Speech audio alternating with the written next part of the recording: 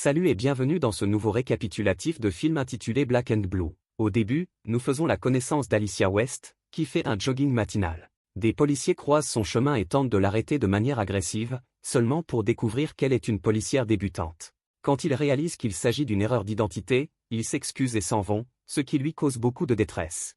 Elle se rend ensuite au cimetière pour visiter la tombe de sa mère. Le lendemain, au travail, Alicia se plaint à son partenaire que son retour à la maison n'a pas été très amical. Son partenaire, Jennings, l'encourage alors à se remonter le moral tandis qu'il se prépare et part en patrouille. En conduisant, Alicia observe la démolition de presque toutes les maisons le long des rues menant à Kingston Manor, le quartier défavorisé où elle a grandi. Jennings l'informe que Kingston Manor est devenu un refuge pour les criminels et qu'ils ne répondent même pas aux appels du quartier à moins qu'un policier ne soit en difficulté. Jennings lui dit ensuite qu'il veut s'arrêter pour prendre un café. Pendant qu'il est en train de prendre son café, Alicia rencontre un petit garçon nommé Jamal. Au cours de leur conversation, la mère de Jamal arrive et crie à Jamal de s'éloigner d'Alicia. Elle avertit sévèrement Alicia de garder ses distances avec son fils. Le commerçant, Milo, intervient et informe Alicia qu'ils ne veulent pas de problème. Alicia reconnaît que la mère de Jamal est Missy, son amie de longue date, mais elle nie connaître Alicia. Missy part ensuite avec sa bande, avertissant Alicia qu'ils sont la bande de Kingston et de faire attention. Alicia retourne dans le magasin, elle parle avec Milo à propos de Missy. Milo lui dit que Missy a ses propres problèmes, c'est pourquoi elle a agi de manière froide. En sortant, Alicia paie pour les articles que Jennings a achetés. De retour au poste, Jennings dit à Alicia qu'il sort ce soir. Alors qu'il discutait d'un autre officier, Sarge vient informer Jennings qu'il a besoin de lui pour faire un service de nuit supplémentaire. Alicia accepte alors de le remplacer parce qu'il veut passer du temps avec sa famille. Elle l'informe qu'elle sortira avec Deacon Brown et lui donne rendez-vous dans le hall. Jennings remercie alors Alicia d'avoir pris sa place. Alicia rejoint Deacon Brown et lui dit qu'elle prend la place de Jennings, bien que Deacon ne soit pas très satisfait car Alicia est une recrue. Il lui demande si elle a déjà travaillé de nuit, ce à quoi elle répond par la négative, indiquant qu'elle est une travailleuse saisonnière d'encart. Il lui demande alors si elle doit vraiment porter sa caméra corporelle. Elle lui dit que tant qu'il n'a rien à cacher, il n'y a pas de problème. En conduisant, ils reçoivent un appel de dispatch leur alertant d'une scène dans un bar local où un suspect pourrait être armé. Lorsqu'ils arrivent sur les lieux, ils voient deux suspects en train de se battre. Alicia s'empare de l'un d'eux et essaie de le calmer. Alors qu'elle lui crie dessus, l'autre homme tente de dégainer son arme pour tirer sur Alicia, mais Deacon le voit et intervient. Il arrête agressivement le suspect. Alicia continue de crier à Deacon d'arrêter de harceler le jeune homme jusqu'à ce que Deacon sorte un pistolet de la poche arrière du suspect, après quoi elle se tait. Ils vont ensuite dîner. Alicia s'excuse auprès de Deacon et le remercie de lui avoir sauvé la vie. Deacon l'avertit que s'excuser pourrait lui coûter la vie. Deacon l'informe qu'elle appartient au groupe bleu, la police, et non au noir. Pendant leur conversation, Brown reçoit un appel téléphonique et informe Alicia qu'ils doivent avancer car un appel vient d'arriver. Alicia devient confuse en réalisant que l'appel provenait de son portable. En arrivant sur les lieux, Alicia dit à Brown qu'elle ne comprend pas ce qu'ils font là, mais il lui dit de rester dans la voiture et d'attendre car il allait rencontrer un informateur. En attendant dans la voiture, elle voit quelqu'un essayer de voler une voiture. Elle sort alors pour arrêter la personne, mais le criminel s'enfuit. Juste à ce moment-là, elle entend un coup de feu à l'intérieur du bâtiment où Brown vient d'entrer. Paniquée, elle court à l'intérieur pour aider, portant un gilet pare-balles et une caméra corporelle. En entrant dans le bâtiment, elle voit deux détectives de la lutte contre la drogue, Malone et Smithy, accompagnant Brown, qui était en train d'exécuter des dealers de drogue.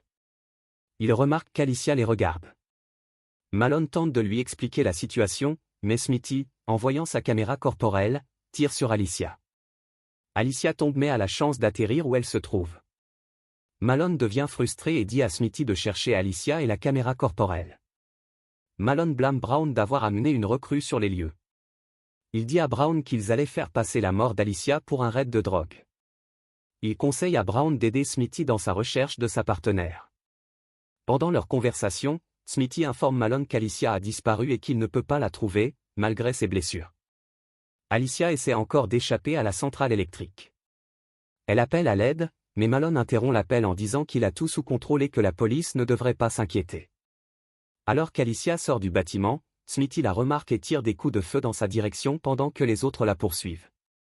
Elle s'enfuit dans les blocs, se cachant des policiers corrompus. Alicia tente de demander de l'aide aux habitants, mais tous refusent, disant qu'ils ne veulent pas de problème. Malone et les autres aperçoivent Alicia, mais ils la perdent encore une fois lorsqu'elle s'enfuit. Malone demande alors à Smitty et aux autres d'élargir leurs recherches. Après avoir échappé à Malone, Alicia tombe sur une voiture de patrouille. Elle leur fait signe en demandant de l'aide. Ils promettent de l'aider, en la rassurant que tout va bien.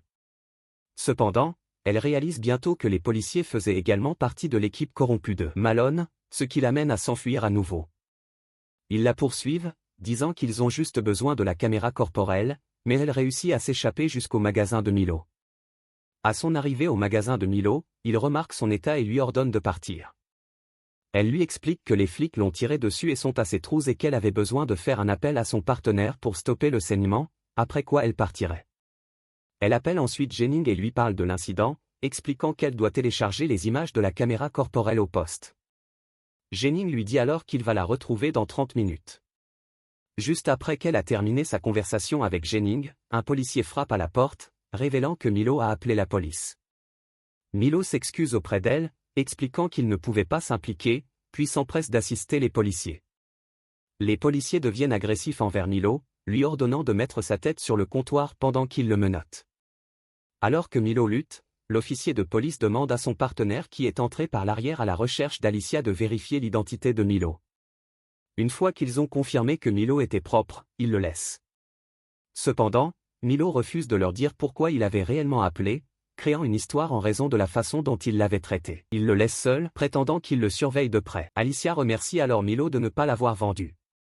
Elle lui dit qu'une fois qu'elle aura stoppé son saignement, elle quittera son magasin. Elle utilise ensuite de la colle pour sceller la plaie saignante, une technique médicale qu'ils avaient apprise en Irak. Elle retrouve Jennings et tout en lui expliquant la situation, elle découvre que Jennings est également l'un des policiers corrompus de Malone.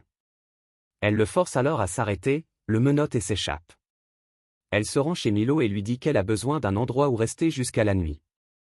Au départ, Milo hésite à s'impliquer dans l'affaire, mais en réalisant l'urgence de la situation, il accepte de la laisser rester. Pendant ce temps, Malone informe le capitaine qu'au milieu d'une guerre des drogues entre les triplés NS et la bande de Kingston, Alicia a tué un enfant avant de disparaître. L'enfant est en fait le neveu de Darius, le leader de la bande de Kingston. Darius arrive alors sur les lieux pour voir son neveu mort. Malone fait porter le chapeau à Alicia pour le meurtre de Zero. Darius, plein de fureur, ordonne à ses hommes de traquer et d'éliminer la policière qui a tué son neveu.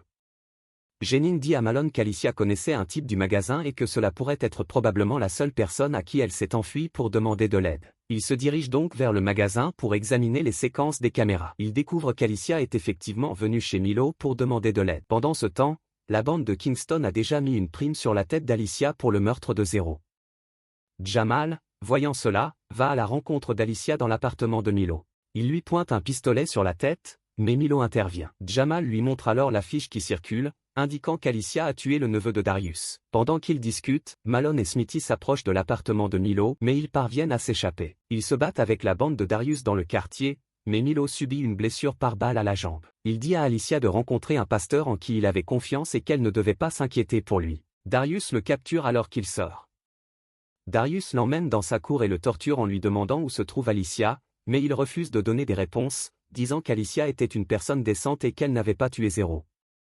Pendant ce temps, Alicia utilise sa caméra corporelle pour enregistrer une vidéo dans laquelle elle explique que Malone est corrompu et a tué Zero. Elle cache ensuite la caméra dans une armoire avant de partir. Elle se rend ensuite à Darius en marchant vers le quartier de Kingston.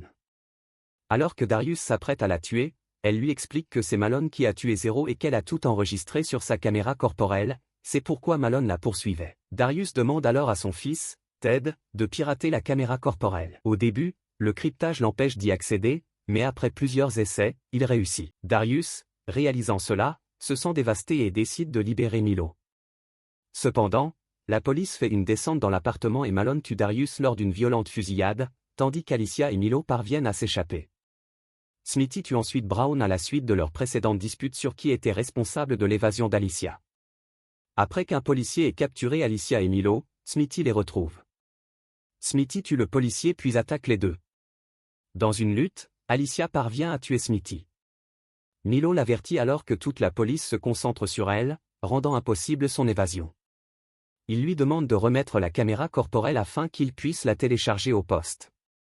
Alors qu'il s'en va, Jennings, le partenaire d'Alicia, le remarque, mais il laisse passer Milo. Pendant ce temps, Malone trouve Alicia, ce qui aboutit à une violente confrontation entre les deux. Malone jette Alicia dans la cour devant la foule, avec l'aide de Missy, la mère de Jamal. Elle parvient à saisir l'arme de Malone, mais l'équipe de tireurs d'élite lui ordonne de poser son arme où ils tireront. Milo réussit à télécharger les images et lorsque le capitaine les voit, il demande au SWAT de se retirer. Lorsque Malone découvre la vidéo téléchargée, il tente de tirer sur Alicia West, mais Jennings, le partenaire d'Alicia, tire sur lui à la place. Malone est alors arrêté pour meurtre tandis qu'Alicia regagne le respect. Merci d'avoir regardé. Si vous êtes nouveau, n'oubliez pas de vous abonner pour plus de vidéos. Portez-vous bien et à la prochaine.